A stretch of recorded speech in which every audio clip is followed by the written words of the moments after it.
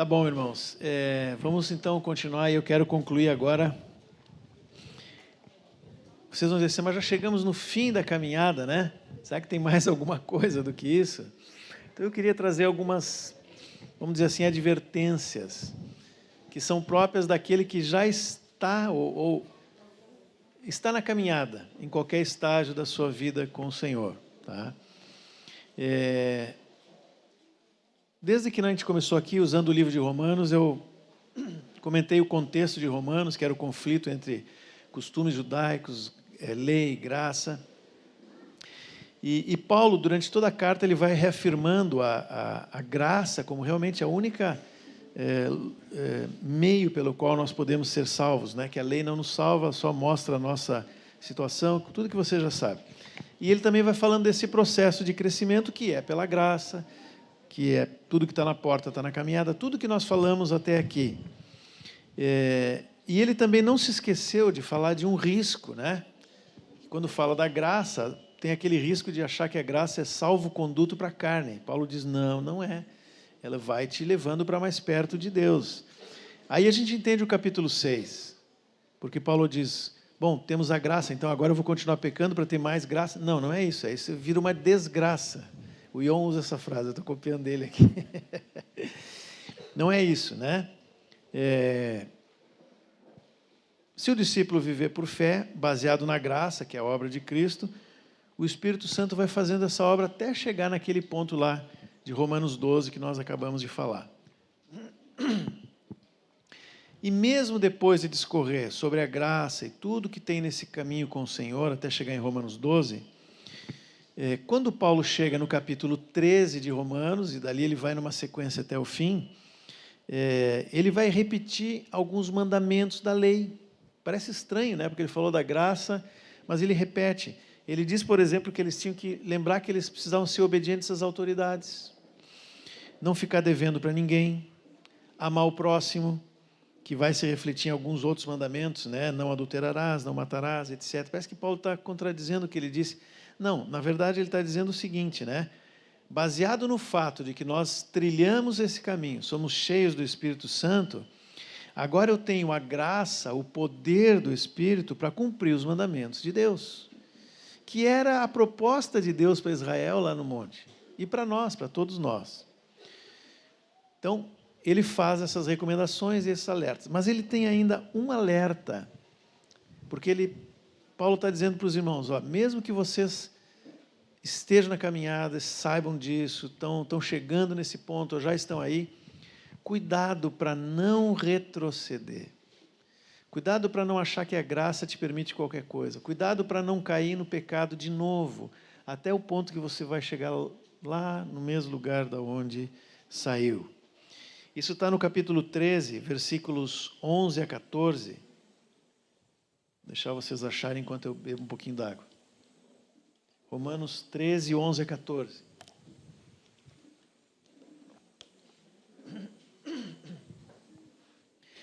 E digo isto a vós outros que conheceis o tempo.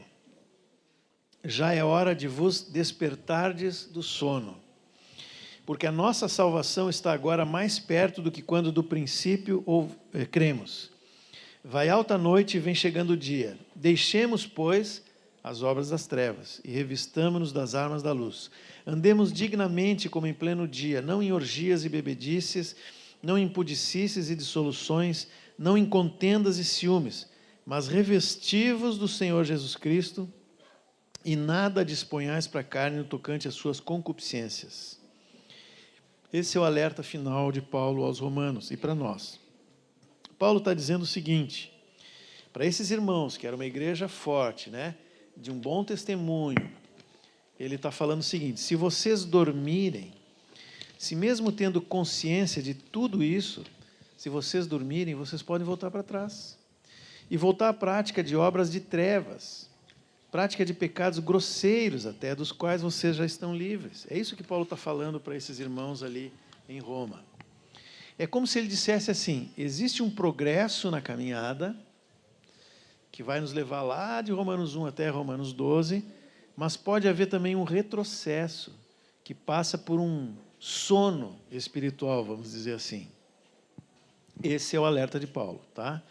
Só que ele não aprofunda isso aqui. Então, nós vamos pular lá para Hebreus. Agora, vamos falar um pouquinho de Hebreus, tá? Que aí sim nós vamos ver isso mais explicadinho. Qual é o contexto de Hebreus, irmãos? O nome já diz, escrito para Hebreus, descendentes de Abraão, né? Povo judeu, que viviam ali na região de Israel e talvez em outros lugares também. Mas esse livro, ele foi escrito mais ou menos 30 anos depois da morte de Jesus, depois da cruz e da ressurreição, tá? Com isso, muitos daqueles que receberam essa carta não tinham visto Jesus, não conheciam. Eles estavam, nesse sentido, na mesma posição que nós. Nós ouvimos falar de Jesus, cremos nele, nos convertemos, estamos vivendo com o Senhor, mas nunca vimos com esses olhos o Senhor. Porém, eles viam o templo, eles viam os sacrifícios, tudo aquilo que era sombra da realidade espiritual, eles viam. E o que era realidade espiritual, o nosso Senhor, eles não viam. Então, aí eles estão um pouquinho diferente de nós, né? Em certo sentido. Porque essa é a mensagem principal de Hebreus. Por isso que o autor de Hebreus chega no capítulo 11, ele vai dizer, a fé não está em cima do que eu vejo, está em cima do que eu não vejo. Para eles fazia sentido isso. A fé está em cima de uma promessa que vai se cumprir, a qual eu tenho convicção que vai se cumprir. E a outra coisa importante que fala Hebreus é que tudo aquilo que foi prometido, aquilo que é a realidade espiritual que eu não vejo, é muito superior ao que eu vejo. Então ele diz, Jesus é superior a Moisés, a graça é superior à lei, são várias superioridades assim daquilo que é próprio do Novo Testamento em relação àquela experiência dos judeus. Essa é a mensagem de Hebreus. Mas, ao mesmo tempo, ele também faz um alerta, porque aqueles irmãos e nós víamos coisas concretas que poderiam nos fazer deixar de ver o que é espiritual. Se eu deixo de olhar para a fé, se eu deixo de olhar para essas verdades que são superiores, eu começo a andar num caminho de afastamento, sem me dar conta no início. E essa é a experiência de muitas pessoas, eu sei que vocês devem ter alguém em mente, mas que não seja a nossa experiência. Se a fé não permanece, eu vou me deixar levar por conceitos humanos, por desejos da carne, e por uma série de coisas que são enganosas, mas que eu posso ver, tocar, controlar. É essas coisas que realmente me afastam de Deus. Por isso o livro de Hebreus, assim como esse capítulo 13 de Romanos, ele tem esses alertas ou advertências sobre aquilo que pode afetar a nossa fé e até mesmo a nossa esperança nas promessas de Deus. E caso alguém tenha caído nessa armadilha da carne e de Satanás, ele vai falando, ele vai advertindo e vai dizendo qual é o remédio. Caiu aqui, o remédio é esse. Caiu aqui, caiu ali também, está indo cada vez mais longe, então cuida disso, cuida daquilo, ele vai trazendo para o caminho de volta, né? Até um certo ponto. E é isso que nós temos que cuidar, porque o juízo de Deus está à porta para todos nós. Se não for pela vinda do Senhor, pode ser pela morte. E eu, irmãos, assim, eu de novo vou repetir algo que eu disse desde o início. Eu creio que nós estamos realmente muito próximos desses momentos. Cada passo na direção do Senhor nos aproxima mais dele por essa ação do Espírito Santo, né? Me conduz para um próximo passo na direção do Senhor. Ao mesmo tempo, cada desvio ou retrocesso me leva para um próximo passo de afastamento. Então é isso que Hebreus vai falando. São 5, pelo menos, que a gente identifica, 5 advertências nesse livro. E as 2 primeiras, na minha maneira de ver, são as mais perigosas. Embora vocês digam, mas isso aí dá para recuperar. Dá. O problema é que a gente não percebe. Muitas vezes não percebe. Por isso que elas são perigosas. É como a lepra nos seus momentos iniciais, né? A pessoa que tem a lepra, ela começa a perder a sensibilidade. Quando ela se dá conta, ou qualquer outra doença, usei a lepra, mas pode ser qualquer outra doença. Se ataca nos primeiros sintomas, tem mais chance de reverter a doença. Se deixa lá para o meio, para o fim, é mais difícil. Assim são as advertências que tem aqui no livro de Hebreus. A primeira advertência está no capítulo 2, versículos 1 a 4.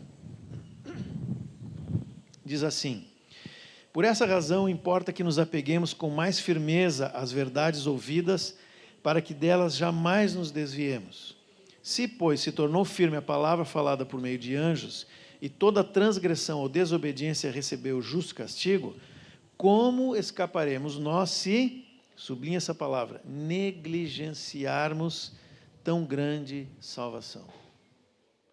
O que o autor de Hebreus está dizendo aqui?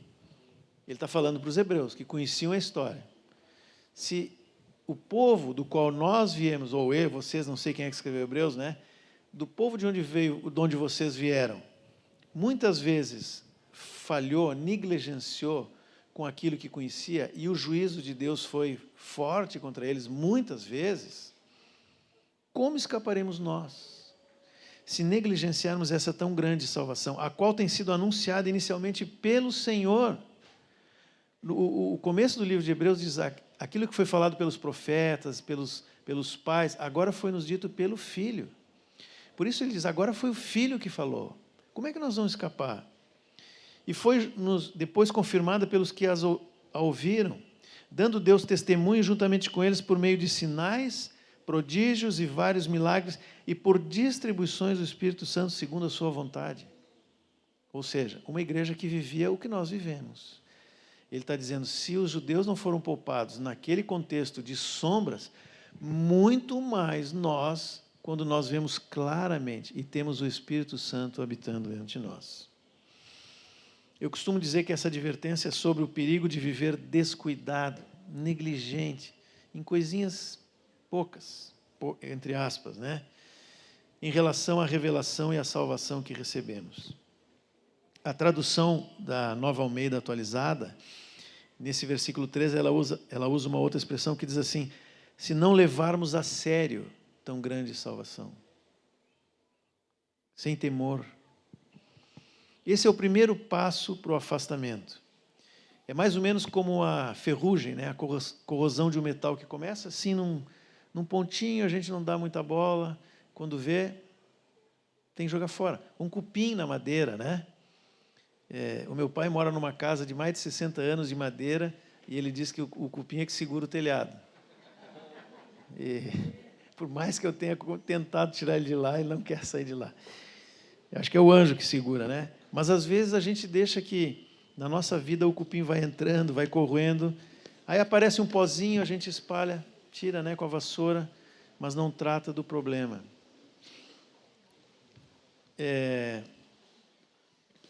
Vou pegar aqui o...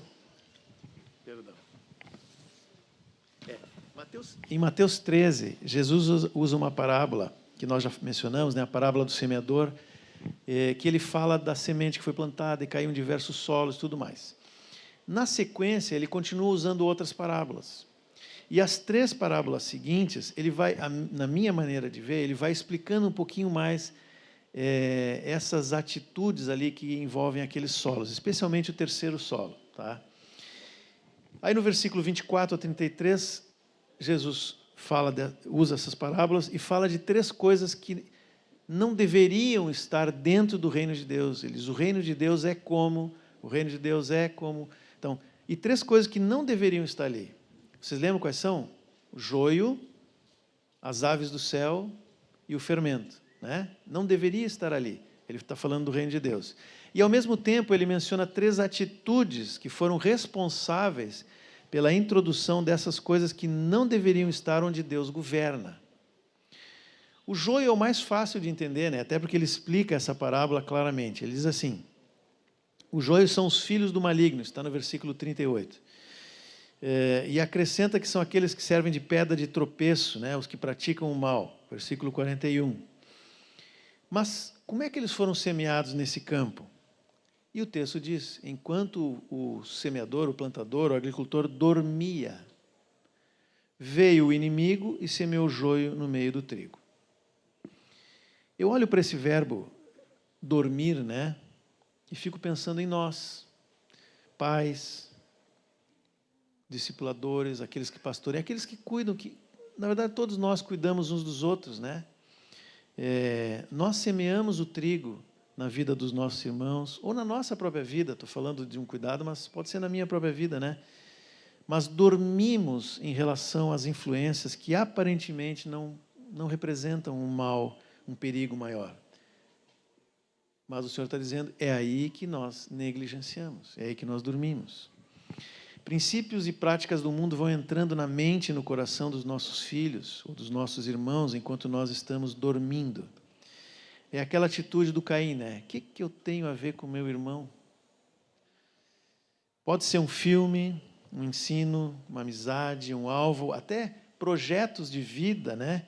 Que não são pecados, mas eu começo a gerar uma expectativa no meu filho, naquela pessoa, de uma admiração pelo mundo que pode eventualmente desviá-lo do alvo. A gente, por um período, foi muito ao Canadá ajudar alguns irmãos lá, e na congregação onde a gente estava tinha uma adolescente, uma menininha, que fazia parte da equipe canadense de atletismo. Excelente a menina, ela pulava na cama elástica lá, assim, eu ficava impressionado. E ela estava sendo preparada para a equipe profissional. Aí um dia, eu conversando com o pai, eu disse, será que ela vai mesmo? Ele disse, se depender de mim, não. Porque não tem como. O esporte é legal, fazer excelente, tá? Eu deveria fazer mais. Mas um atleta de alto nível, isso é que ele me disse, eu nunca tinha pensado nisso. Um atleta de alto nível, ele não tem vida fora do esporte. Não tem família. Claro que tem, né? Mas a atenção dele, o foco dele é aquilo ali. Quanto mais alto é o nível, maior. E, de fato, a menina, eu acho que saiu depois, hoje está casada, tem filhos, enfim. Talvez fosse uma excelente atleta. E talvez Deus chame alguém para fazer isso, tá? Não estou dizendo que não pode ser, mas aquele pai compreendeu isso. Ele não estava dormindo. Ele cuidou da vida da sua filha. A segunda parábola ali, né, fala das aves do céu, que não só pousaram, mas fizeram um ninho, diz lá, nos galhos daquela árvore, daquela planta, né? Quem são as aves do céu? A parábola específica não diz isso, mas a anterior diz. Quando Jesus fala da semente semeada na beira do caminho, ele diz que as aves do céu vieram e tiraram a semente. E aí ele diz, o maligno vem e arrebata a palavra. Então, aves do céu a gente tem que interpretar da mesma forma que o joio. São aqueles que são enviados pelo maligno, tá? Quase toda a Bíblia, quando fala em aves do céu, se refere à influência de demônios, ou coisa assim, contrária à palavra. Agora, esse é o trabalho do diabo, né? Ele vai sempre lançar enganos, heresias, pequenos desvios, tudo para anular a palavra de Deus na nossa vida. O problema aqui da parábola é que eles deixaram que as aves fizessem ninho. Ou seja, permitiu que aquilo ficasse ali, não foi tirado, né? Num contexto de reino. De novo, é um descuido, uma omissão que resultou nessa situação.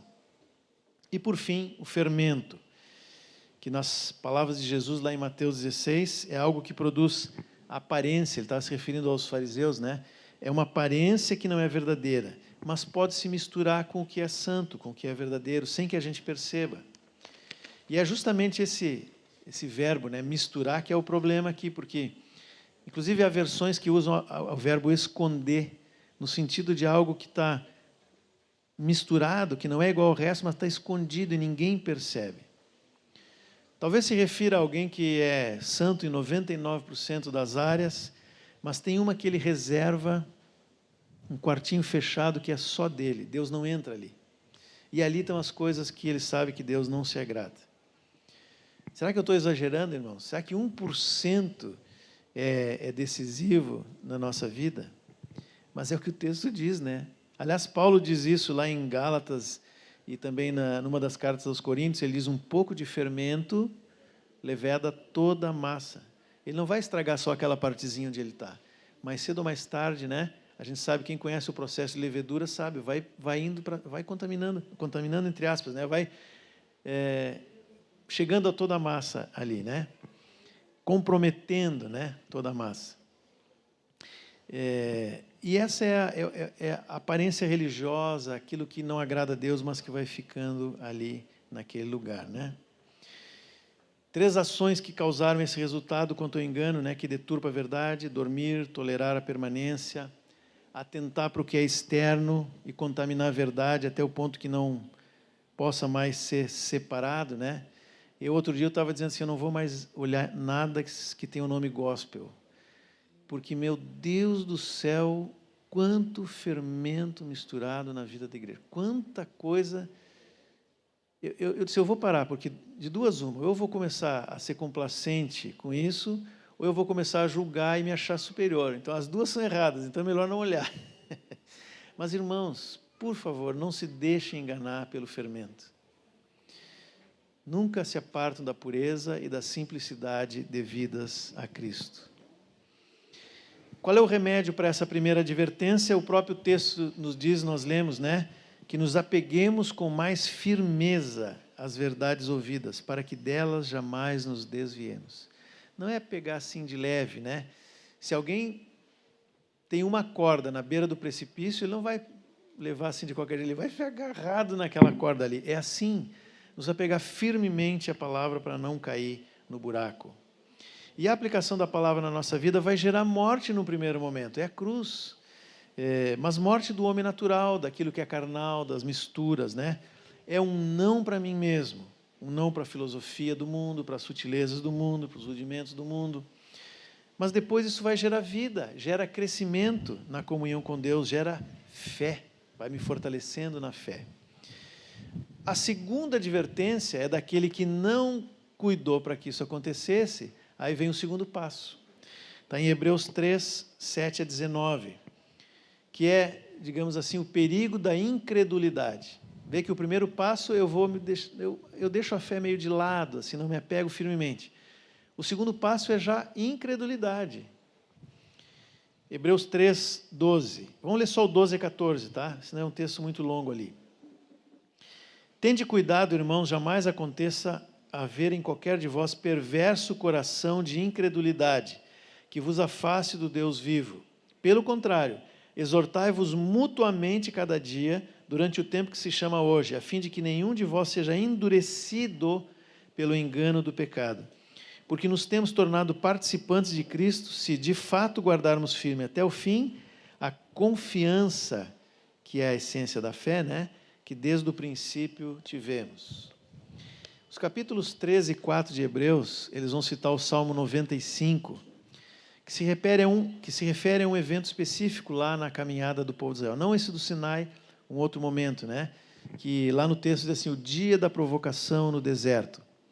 Quando o povo reclamou do pão, da codorniz, da água salgada, tudo era motivo de reclamação, né? E chegou num ponto máximo, assim, que Deus disse para Moisés, né? Ou melhor, o povo falou assim, está o Senhor no meio de nós? Olha a pergunta que eles fizeram. Claro sinal de incredulidade. Deus fez sinais tremendos no Egito, tirou eles de lá. Depois de tudo isso, como é que eles fazem essa pergunta? É pura incredulidade. Eles não duvidavam da existência e da presença do Senhor, porque tinham visto aquilo, né? O problema é que eles não confiavam nele. E confiança é a essência da fé. Eles viram os sinais. Tem um salmo que diz que Deus manifestou os seus caminhos a Moisés e os sinais aos filhos de Israel. Olha a diferença. O caminho, né? O alvo, o propósito. Agora, eles tinham razões de sobra para saber que Deus ia sustentá-los no meio do deserto, né? Mesmo assim, caíram naquele engano da carne por causa dos sentimentos, de uma mente não renovada, por não se apegarem firmemente àquilo que tinham ouvido. Será que nós podemos cair nesse mesmo engano, irmãos? Será que nós podemos começar a caminhada bem e aos poucos vamos nos esquecendo quem Deus é? Lembra que eu falei que a gente tem que lembrar sempre, né? Vinde a mim, voltar sempre para o Senhor, os memoriais, as experiências do passado. Eu falei de várias da minha vida aqui.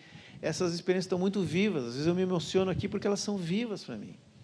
Assim nós nunca podemos esquecer daquilo que Deus fez na nossa vida, né? Porque senão vai chegar um momento em que a gente vai dizer assim, será que Deus está comigo?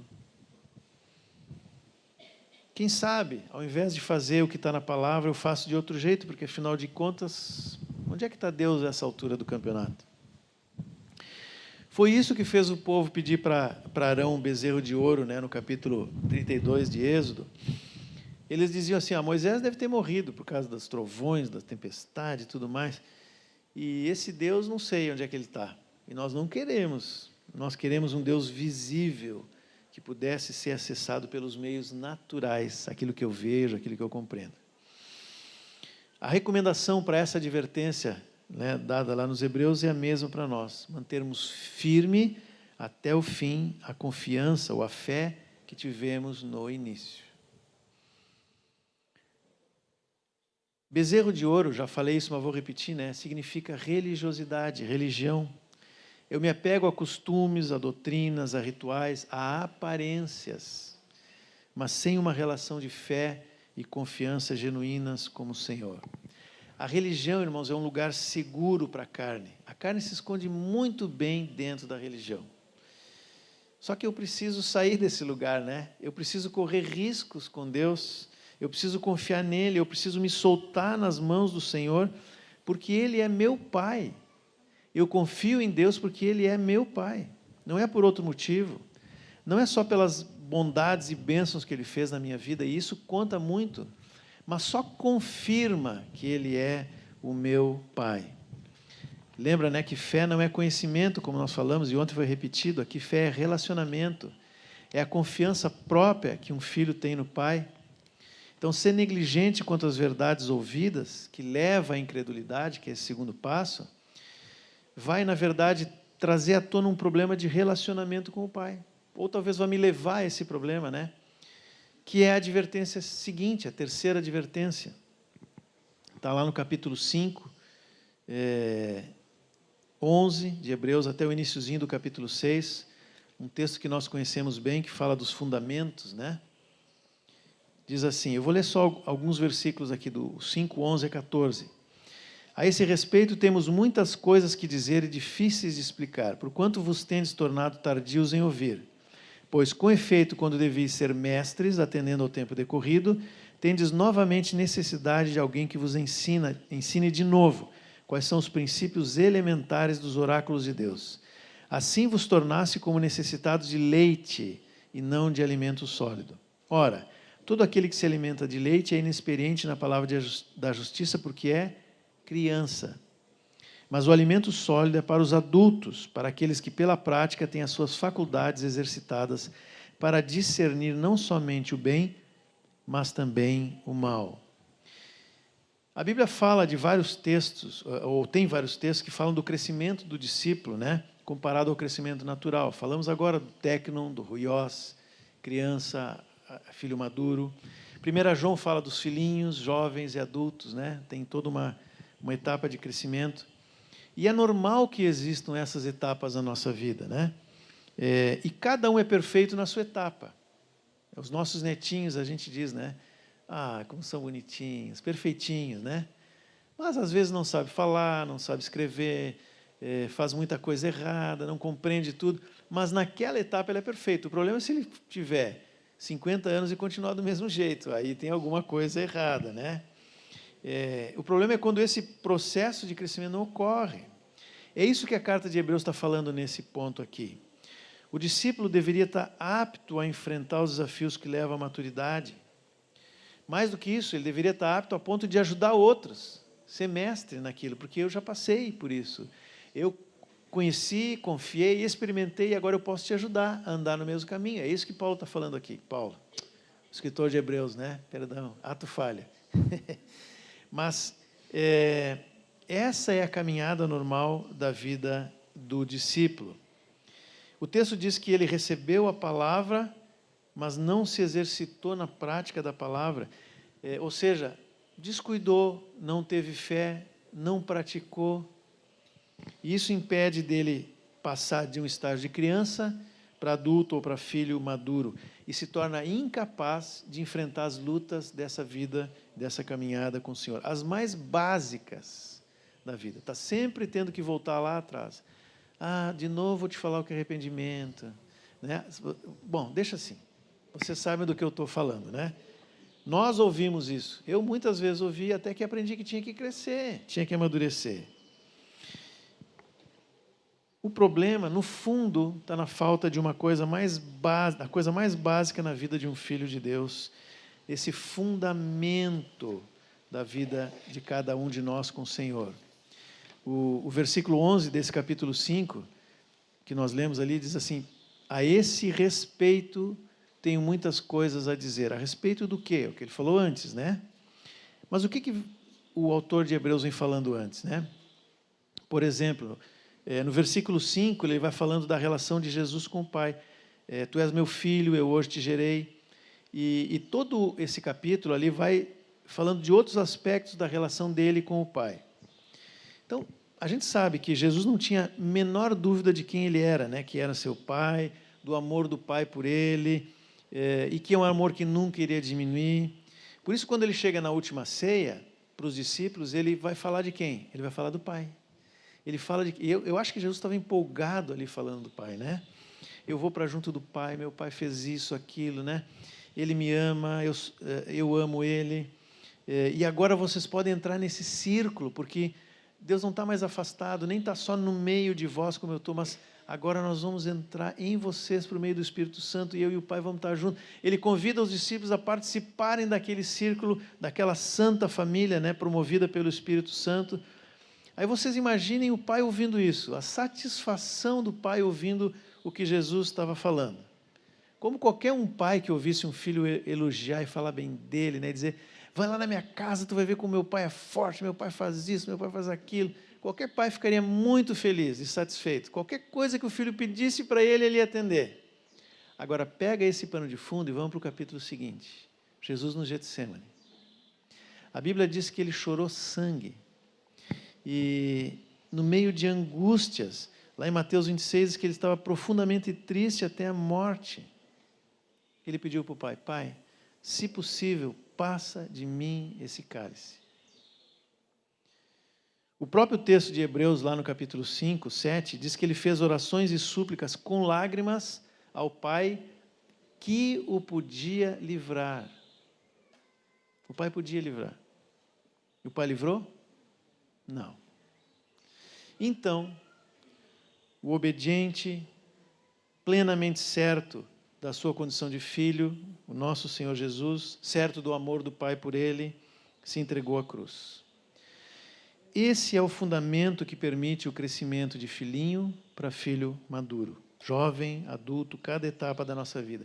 A convicção de que nós somos filhos do Pai Celestial e de que esse Pai tem sempre a melhor coisa para a nossa vida. Será que nós faríamos o mesmo de Jesus, irmãos? Ou a gente pensaria assim, né? Acho que o Pai não me ama. Deixou nessa situação. Às vezes, irmãos, nós não crescemos ou ficamos patinando no mesmo lugar ou problema, porque no fundo temos problema de filiação, de paternidade, né? Essa relação com o Pai. Ou talvez perdemos de vista isso, precisamos ser lembrados disso, né? É a única forma da gente seguir em frente até a cruz, é não duvidar do amor de Deus por nós. Se nós não duvidamos, se nós sabemos disso muito bem, nós vamos obedecer a qualquer coisa que o Pai nos disser para fazer ou para não saber, ou para não fazer, sabendo que Ele me ama, independente do que acontecer. A confiança no Pai e no seu amor é a base, é o fundamento da nossa vida. Por isso que ali em Hebreus 6 fala que eles não tinham fundamento. Não eram só coisas ou ensinos, mas era essa relação de paternidade. E a obediência por fé, por confiança no Pai, e um exercício prático da palavra, que o texto de Hebreus fala ali, né, vai nos levando passo a passo para esse crescimento e maturidade. Eu conheço o Pai, confio nele e estou pronto a enfrentar qualquer coisa porque Ele está comigo. Por isso que aquela pergunta lá dos judeus, será que Deus está no meio de nós? Né? Era uma coisa absurda aquilo. Né? No fundo, não se trata de conhecimento, obediência a regras, mas de amor, de honra, gratidão. Tudo que nós fazemos, fazemos por isso. Né? Tudo que nós vamos manifestar em nome do Senhor é por causa da nossa filiação, do nosso relacionamento com Ele. O discípulo que compreende e vive isso pode ir adiante, não precisa mais de leitinho, pode comer comida mais consistente como a que nós vamos pegar daqui a pouco, né? Mas se essa situação não está bem resolvida, então os problemas nunca acabam. Sempre eu vou estar patinando ali no arrependimento, fé, batismo, porque nada disso está sendo vivido como deveria viver. E se essa base continuar assim frágil desse jeito, eu corro o risco de ir para o próximo passo de afastamento, que é a quarta advertência de Hebreus. Hebreus 10, 26 a 30, vai falar do pecado deliberado. Aquilo que eu faço sabendo que é pecado, estando nessa vida que eu estou, mesmo assim eu decido pecar. Olha lá o que diz Hebreus 10, 26. Vocês percebem que há um caminho de afastamento, né? Uma coisa vai levando a outra. Porque se vivemos deliberadamente em pecado, depois de termos recebido o pleno conhecimento da verdade, já não resta sacrifício pelos pecados. Pelo contrário, certa expectação horrível de juízo e fogo vingador prestes a consumir os adversários. Sem misericórdia morre pelo depoimento de 2 ou 3 testemunhas quem tiver rejeitado a lei de Moisés. De quanto mais severo castigo julgais vós, será considerado digno aquele que calcou aos pés o Filho de Deus e profanou o sangue da aliança com o qual foi santificado e ultrajou o Espírito da graça. Ora, nós conhecemos aquele que disse: a mim pertence a vingança, eu retribuirei. E outra vez, o Senhor julgará o seu povo. Horrível coisa é cair nas mãos do Deus vivo. É triste, mas muitos irmãos que andaram no nosso meio, que nós conhecemos, podem ter passado por esse caminho de afastamento. Em Lucas 15, nós temos aquela parábola que acho que eu mencionei do filho pródigo, né?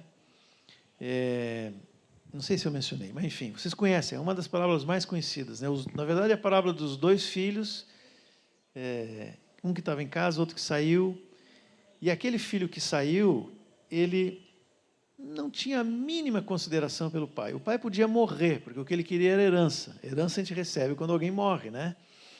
Ele foi lá para o pai e disse: pai, como tu não morreu até agora, né? Então, quem sabe me dá a parte da herança em adiantado, para eu viver a minha vida, né? Vocês percebem que havia um problema de identidade daquele filho com o pai. Ele não sabia que a casa do pai era o lugar mais seguro, vai descobrir isso depois. Enquanto naquela situação ali, então o pai decidiu dividir a herança, ele pegou o dinheiro e foi usufruir dos prazeres de uma vida mundana, de pecado, longe do pai. É assim que agem os que chegam nesse ponto. Estão na casa do pai, são filhos, mas só deixa eu gastar minha vida com aquilo que me dá prazer, com o amor do mundo, né? Vai conhecer o amor do mundo, as coisas do mundo, né? O problema é que o amor do mundo é sempre condicional. O mundo diz para a gente: eu te amo, vem para cá. Se eu for bonito, se eu for inteligente, se eu tiver dinheiro, se eu for o melhor vendedor, se eu pensar como o mundo pensa, se eu me vestir como o mundo sugere que eu me vista, se eu falar como ele fala, se eu fizer o mesmo que ele faz, aí o mundo nos ama. Mas se essas coisas não estiverem presentes, o mundo não nos ama. E esse jovem, então, que tinha essa riqueza guardada lá na segurança da casa do pai, né? Agora ele gasta tudo isso para ter o amor do mundo. Quando acabou o amor do mundo. E ele foi lá com os porcos, né? Comer a comida dos porcos. Nesse país distante, como diz lá na parábola, ele gastou tudo, né? Vamos trazer para a nossa realidade, assim. Gastou a sua castidade, muitas vezes, a santidade dos seus pensamentos, a pureza dos seus olhos e palavras, gastou as emoções, até que tudo se acaba. E aí ele entra naquele estágio terrível, que só resta se alimentar com os porcos. Eu usei, irmãos, exemplos de pessoas que estão nesse estágio, né, onde deixaram de congregar, talvez estejam vivendo isso de uma forma assim horrível, né? Talvez até muito próximos de nós. Mas essa advertência é para todos nós, porque nós estamos na casa do Pai. Os valores, os alvos, a maneira de ser, de pensar, podem se amoldando a qualquer coisa que eu desejo, né? Com o objetivo de tirar dali algum tipo de satisfação. mas eu mantenho as aparências. Até que as ações começam a ser dirigidas por esse submundo, né, que está lá dentro, que habita a alma dessa pessoa que está se afastando de Deus. E aí vai para o pecado deliberado. A vida de pecado deliberado, como está escrito ali no contexto disso que nós estamos falando aqui, é uma das práticas mais perigosas. Porque, como o texto diz, nós já conhecemos a verdade e nos afastamos dela a um ponto do qual nem sempre é possível retornar. Por isso que as advertências lá de Hebreus, elas vão seguindo nessa sequência de aquilo que está mais perto, né, porque está mais longe, para que entre o arrependimento. Como aconteceu com o filho pródigo. Ele poderia ter dito assim, já que eu estou aqui, vou ficar aqui mesmo, né? Vou procurar uma alfarroba melhorzinha, uma que não está tão suja, ou vou viver desse jeito mesmo. Mas não, graças a Deus, e é o que aconteceu com todos nós, ele achou lugar de arrependimento. Ele disse, vou voltar para o meu pai. Até os trabalhadores estão numa situação melhor do que a minha, né? Foi o que ele pensou. Mal sabia ele que o pai não ia receber ele como trabalhador, mas como filho. Mas ele pensou assim, bom, vou voltar para lá, né? Fazer o quê? Não era assim. Ele pensou, eu vou voltar para a casa do meu pai. Agora é interessante, né? Vocês percebem que se o pai tivesse morrido e ele tivesse pensado, vou voltar para aquele lugar, quem é que ele ia encontrar lá? O irmão mais velho. Mas o pai estava esperando por ele. Aquele que ele quis que morresse, agora estava lá esperando por ele. Ele não tinha mais dúvida, né? Vou ir até meu pai. Ele sabia quem era o pai dele, um homem bom, justo, que tratava bem os trabalhadores, ia tratar ele. Assim ele foi, humilhado, quebrantado, moído, mas consciente da sua identidade como filho. E nessa condição ele começa a caminhada de volta. O que fez o pai?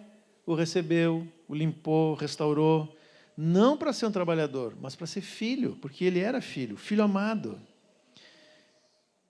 Mas se ele não, como eu disse, né, se ele tivesse ficado lá onde ele estava com os porcos, qual seria a consequência? Essa é a quinta advertência, né? A gente pensa que não pode piorar, mas pode. A quinta advertência está em Hebreus 12, 25 a 29, que é a advertência quanto à indiferença e falta de temor. É aquele ponto em que a pessoa diz, tanto faz.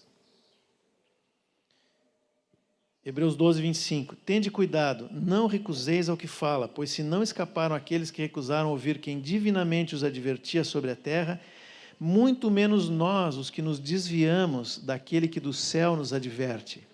Aquele cuja voz abalou então a terra, agora, porém, ele promete dizendo, ainda uma vez por todas farei abalar não só a terra, mas também o céu. Ora, essa palavra, ainda uma vez por todas, significa a remoção dessas coisas abaladas, como tinham sido feitas, para que as coisas que não são abaladas permaneçam.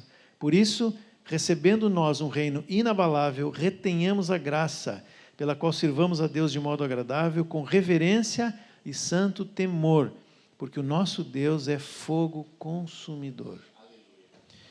O que Hebreus está dizendo aqui, nessa quinta advertência, é que o resultado desse retrocesso é desastroso.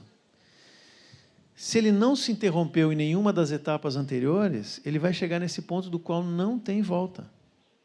A pessoa não quer mais ouvir a Deus. E também ela não se importa mais com a aparência, com o que os outros dizem. Tanto faz. Se a vida está bem, está mal, não importa mais. Também revela falta de temor, né?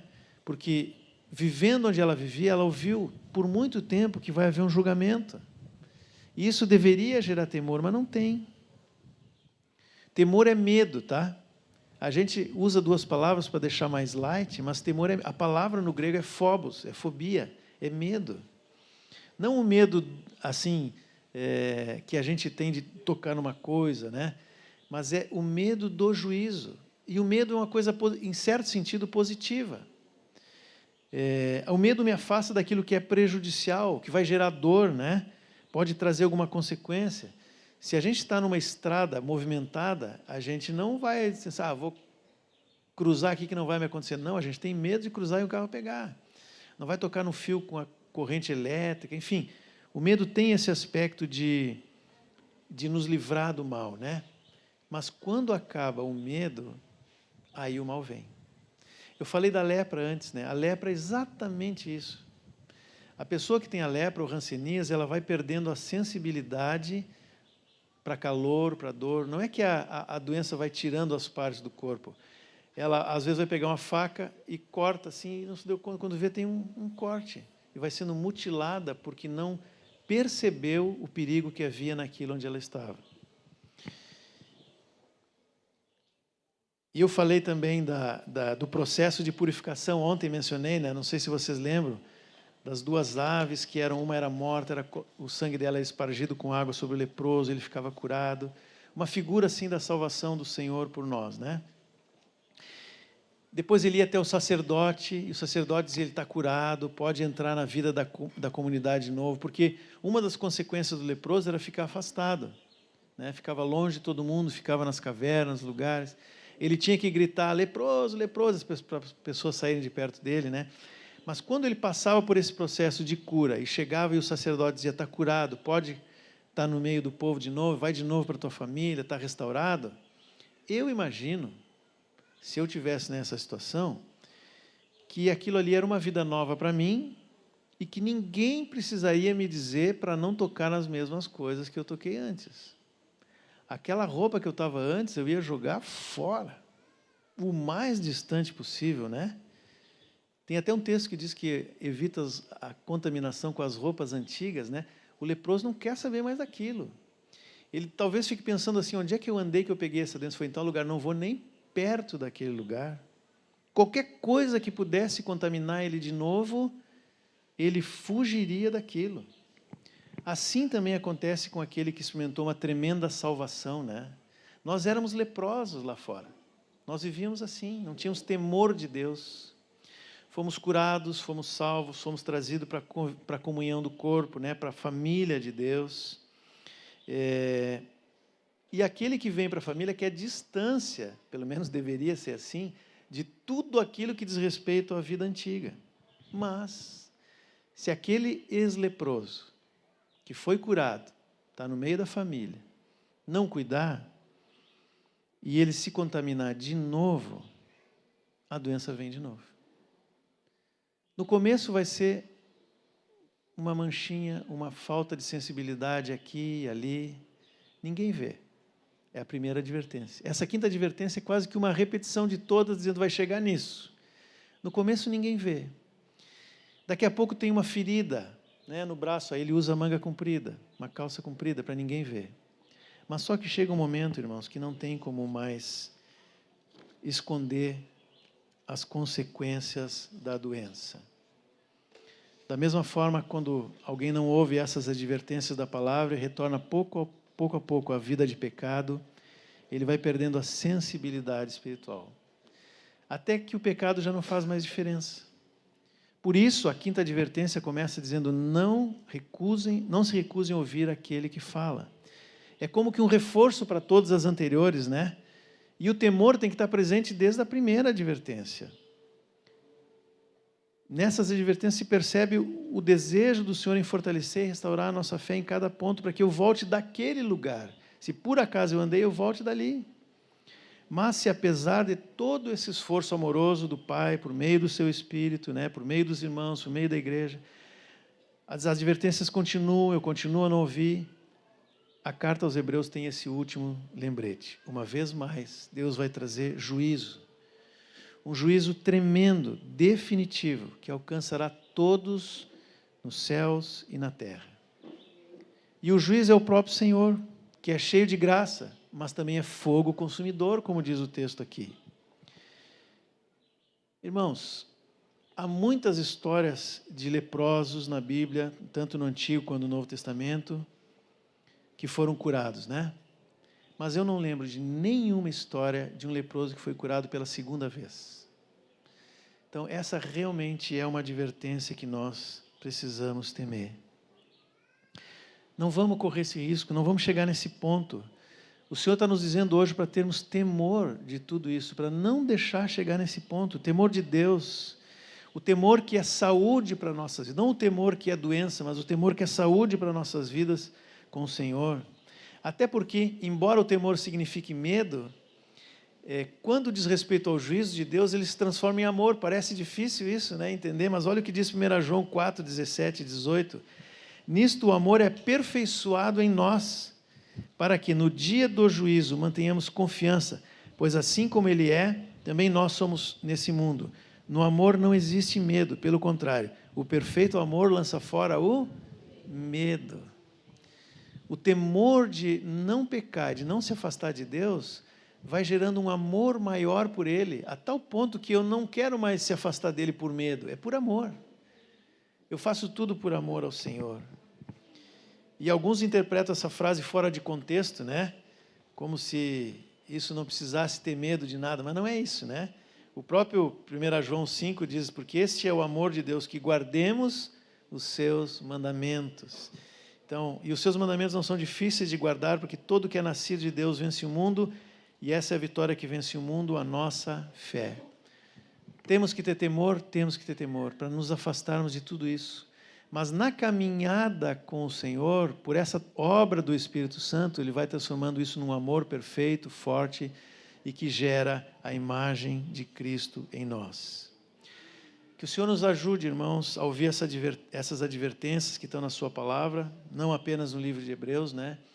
E que nós possamos caminhar para o lado certo, na direção do Senhor, uma vida espiritual madura, em que nós possamos enfrentar todas as lutas e dificuldades dessa vida, porque esse dia de juízo se aproxima. Amém? Podemos orar mais uma vez? Senhor, eu quero mais uma vez, Senhor, te dar graça pelo teu amor, pela tua misericórdia conosco, por esse, Senhor, andar segunda, terceira, quarta, todas as milhas, Senhor, que tu tem andado para nos buscar de volta para ti, para nos levar para mais perto de ti, para limpar a nossa mente, os nossos sentimentos de todo desejo que não te agrada, Senhor, de coisas que não te agradam, para purificar o nosso coração. Tu busca um povo santo, totalmente santo, separado desse mundo, Senhor, que ao mesmo tempo é luz no meio das trevas, Senhor. Nós queremos tudo isso, Senhor. Esses dias aqui não foram feitos para a gente falar mal daqueles que estão lá fora, Senhor, mas para que Teu Espírito possa sondar o nosso coração e nós sermos, Senhor, luz no meio das trevas. Em nome de Jesus, que nós possamos guardar essa palavra, Senhor, que Teu Espírito faça frutificar essa palavra, que não seja simples informação, mas que ela possa ser aplicada na prática, que seja a experiência de todos nós, Senhor. Em nome de Jesus. Amém. Irmãos, obrigado por me aguentarem a esses dias, pela paciência, vocês são muito bondosos. Espero não ter ofendido ninguém com nada, não foi essa a intenção, mas que o Senhor possa realmente tornar vida isso em todos nós. Amém?